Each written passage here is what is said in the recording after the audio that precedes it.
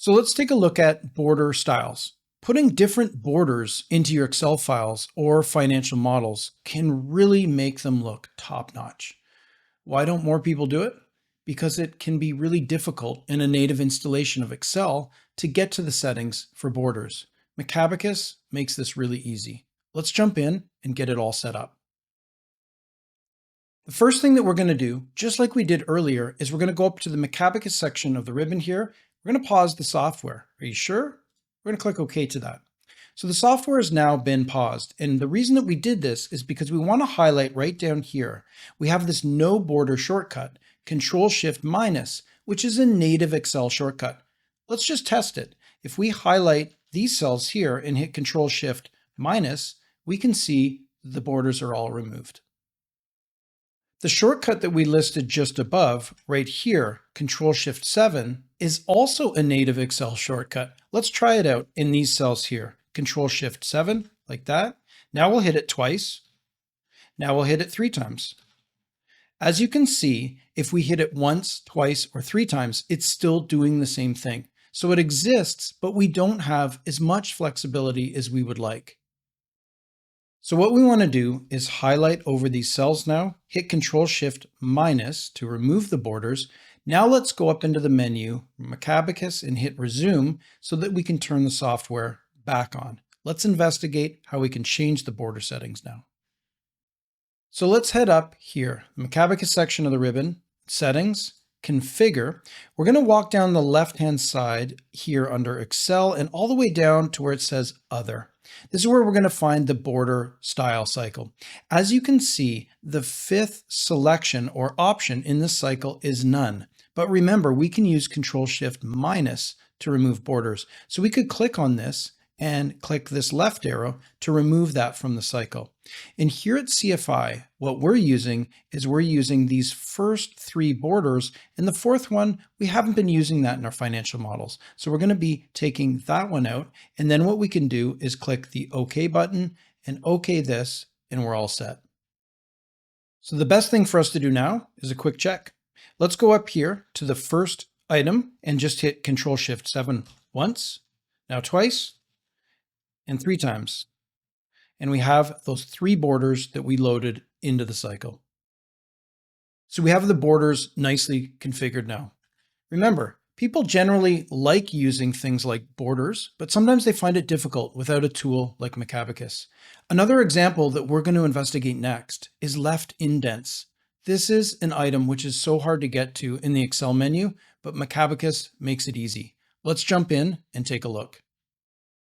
So the first thing to say about the left indent cycle is that we actually didn't make any changes to the Macabacus default settings at all. The second important thing to mention is that indenting is an underused feature in financial models and Excel files. Again, why don't people use it? Because the settings are so hard to get to. Macabacus makes all that easy. Let's jump in, take a look. Let's make sure that we know where to go in order to change these settings if we need to. So up in here, we're going to click Settings, Configure. Down the left-hand side, we want to click into Other, and we can see the indent cycles over here on the right-hand side. As we mentioned, we left these defaults as is. So max left indent is 5, so we can do 5 indents, and the max right indent is 3. We can just click Cancel here to leave these as is and hop back into Excel. So this might be fun. Let's hop into this cell here, and we know there's an indent in that cell. And let's hit that shortcut, Control-1, to get into the Format Cells dialog box, just to see where we would find the setting in Excel. We'd have to then go over to the Alignment tab, and then hit the Tab key a couple of times to get into this indent box, and then change the number. As you can see, this is quite difficult. And this is one of the primary reasons why people don't use indents in their Excel files and their financial models. So here's one thing that you can try. Let's try utilizing this Macabacus shortcut on your computer. And you can see it here, Control-Shift-I, I for indent. So we're going to go down to this first line item and hit Control-Shift-I a few times until we can get no indent. Then we're going to do a copy and just paste it down below, just like this, so we can reset all of these labels over to the left with no indents. So now we're going to do 2 things. Number 1, we're going to test whether Macabacus is working properly. Number two, we're going to practice our keyboard shortcuts. Let's go up here to the first line item and Control-Shift-I once, twice for this one, 3 times, 4, and 5. We just did those indents so fast. One of the things that you really want to think about now that you have access to Macabacus is all of the things like indents or border styles that you haven't been using because they were difficult to get to in a native copy of Excel. Start thinking outside of the box about these different elements that you'd like to incorporate into your work to take your formatting up to the next level. We'll show you some more of those features and functions in the next videos. See you there. Now, before we jump in and discuss number cycles, let's talk about cycles in general. Cycles are core to the formatting functionality in Macabacus, and they significantly expedite formatting operations. We need to also remember with cycles, try to limit them to only 6 placeholders. This is so that we can reduce cycling time and keep them really fast. Now remember, your settings for number formats won't match ours just yet, but let's do a quick demonstration just to see how fast these number cycles can be.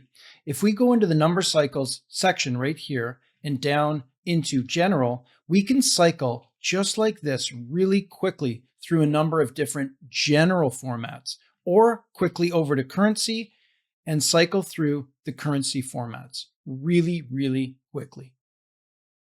So there's one really important thing that we need to make sure that we understand about number formatting. If we look down into this section right here, we can see that we've listed an example of a positive number, a negative number, a 0, and a piece of text.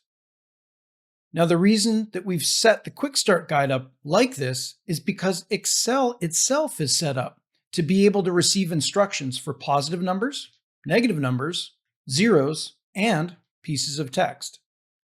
So we can really use this template in an interactive way. If we go over to this section for general and hit Control-Shift-I, now we can see what general format looks like for those 4 different entries.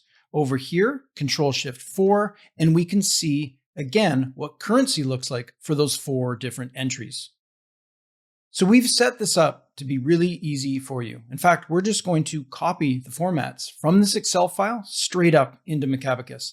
Let's hop over into this cell here and hit Control-I to get into the Format Cells dialog box.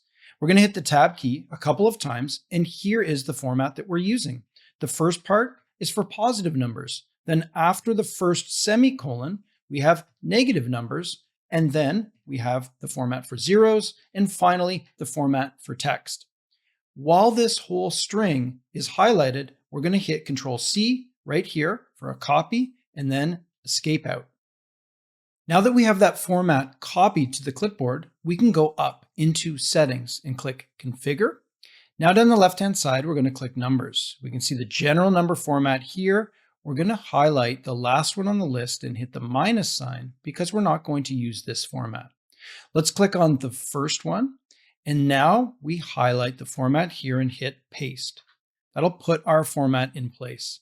Let's click over here to align the numbers right. We're going to do the same step with the second format, paste, align right, and the third format, and we're also going to paste right here. So they're all set to be the same. Now what we're going to do is pop back here and just add period and 2 digits after the decimal for positives and also for negatives. Then up here to this number format, the same idea, but we're going to add 1 digit after the decimal here and 1 digit after the decimal right there. Now we're going to click OK and click OK to this dialog box. We've set up the general number formats now. The other formats are going to be super quick. Join us in the next video. Let's get those done. Now that we've gone over the general number format, we're going to use the same procedure for the currency format, percent format, and the multiple format. After that, we're going to take a little different approach for the date formats. So let's now take a quick look at the currency format just down here. If we head across into this cell, again, just like before, we can hit Control-I, and then we hit the Tab key a couple of times, do a copy, and then escape out to capture that format. Now that we've copied that format to the clipboard, we're going to go back up into settings, configure just like we did before, click on numbers on the left-hand side. Now we toggle over to local currency cycle. And what we've done in here, selected the first one, pasted the format in. And as you can see by the format 1, 2, and 3, they're all the same. The only difference is we have one place after the decimal here and 2 places after the decimal here. Let's close out of this dialog box and continue on. So as you can see, we followed a similar format for the currency that we did for the general cycle. And now what we'll leave you to do is effectively the same procedure here for the percent formats and as well for the multiple formats. And then we're going to walk you through some different procedures for the date formats. So the first thing to note over here about these date formats is that the first 2 formats are for years and the second 2 formats are designed for full dates, just as we've indicated down at the bottom with this footnote. So what we're going to ask you to do next, if you look down here, is you want to go separately into each one of these 4 date cells here. Grab the format so that you can put it into Macabacus. One pro tip when you're doing this, when you get down to these last 2 dates, let's pop into the cell, hit Control-1. It may come up like this, so you're on date on the left side. If you just hit the Tab key once and then go down to Custom, hit the Tab key again, then you're going to get over into that custom format to be able to copy our format to put it over into Macabacus. Now, just to show you the way that these formats look on our end, if we go up into the settings and configure down to numbers, and then we go into the date cycle, you can see actual, forecast, month, day, year, and then year, month, day. Let's close out right here. So those number formats can take a little time to set up, but the beauty is you only really need to set them up once. And now what we could do is use this opportunity to practice keyboard shortcuts a little bit. Like right here, we could just hit on the shortcut for the multiple cycle a few times, head over here, test out the currencies, just like that, or the general number formats.